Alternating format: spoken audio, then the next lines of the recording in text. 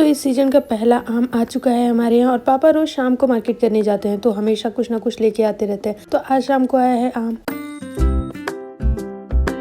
तो चलिए इसे फ्रिज में लगाते हैं और लग जाते हैं रात के खाने पीने में, क्योंकि मुझे उसकी बहुत जल्दी रहती है। मैं शाम को 7 बजे खाना खा लेती हूँ। प्रीवियस ब्लॉग्स में भी मैंने बताया है आपको। और अब मैं लग गई हूँ फ्रिज में आम को लगाने में। और फ्रिज को देखकर आजकल अलग ही ऑब्सेशन हो रहा है, मतलब इतनी क्लीननेस मैंने तो नहीं देखी। और जब नीट एंड क्लीन चीजें मिलती है ना तो स्टोरेज करने में भी बहुत अच्छा लगता है। तो मैं मिर्ची को जुगाड़ू आइडिया से सोन पापड़ी के डिब्बे में स्टोर कर रखा है और अदरक भी मेरे पास फिर से स्टॉक में आ चुका है। तो इसकी भी बनाएंगे हम लोग सॉल्ट। और अब चुटकी बजाते ही बनाते हैं अपना खाना। तो चुटकी बजाना जैसे आप देखते हैं वैसे होता नहीं है भाई, बहुत मेहनत लगती है। और ये अगले दिन सुबह का ब्लॉग है। मैंने एक तरफ बैठा दी है चाय और दूसरी तरफ बैठाया है दूध। बाबू को मलाई देना अलाउड नहीं है, इसलिए मैं मलाई भी निकाल रही हूँ। और मल्टीटास्किंग जैसे कि मैं करती रहती हूँ, तो मैं लग गई हूँ अपने रूम की सफाई करने में, मतलब अपनी झाड़ूगिरी में। वैसे झाड़ूगिरी और चमचागिरी में बहुत डिफरेंस होता है, तो इसे चमचागिरी नहीं झाड़ूगिरी समझिएगा। और जब भी मैं अपने ब्लॉग्स देखती हूँ ना तो मुझे लगता है यार मेरे रिश्तेदार ही अगर मेरे ब्लॉग्स को लाइक नहीं कर रहे तो आप लोग क्या करोगे। मतलब हाँ, मेरे रिश्तेदार कम से कम 36-37 है, लेकिन एक ने भी मेरे ब्लॉग्स को लाइक नहीं किया। आप लोग ही कर रहे हो, आप लोग ही अच्छे हो।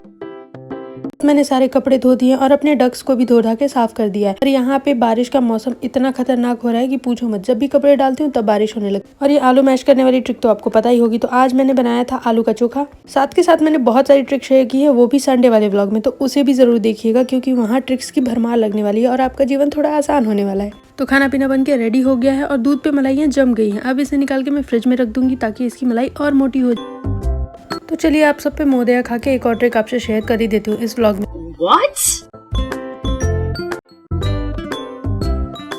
नहीं, ये वाली नहीं, दूसरी वाली। मतलब जब भी हम आलू का चोखा या चटनी बनाते हैं ना तो हमें हमेशा उसमें सरसों का तेल थोड़ा सा डाल देना चाहिए, जिससे उसका टेस्ट बहुत अच्छा हो जाता है और वो दुगना टेस्टी लगने लगता है। अगर मेरी बातों पे भरोसा नहीं है तो एक बार ट्राई करके जरूर देखना। और हाँ भाई, कितने भी ट्रिक्स हो जाएं, कितने भी औजार आपके पास हो, लेकिन जो काम हाथ करता है ना वो कुछ और नहीं कर सकता। तो इसके साथ ही मैं अपने वट सावित्री की पूजा की तैयारी में भी लग गई थी, जिसके लिए मैंने अपनी सारी लिस्ट बना ली है और कपड़े भी निकाल के रेडी रख लिए। मेरे पास कपड़े, साड़ियाँ और चूड़ियों का भंडार पड़ा हुआ है, इसलिए मैंने बेड भी खोल दिया है ताकि मैं कुछ जरूरी सामान भी निकाल सकूं जो मुझे दान देनी है।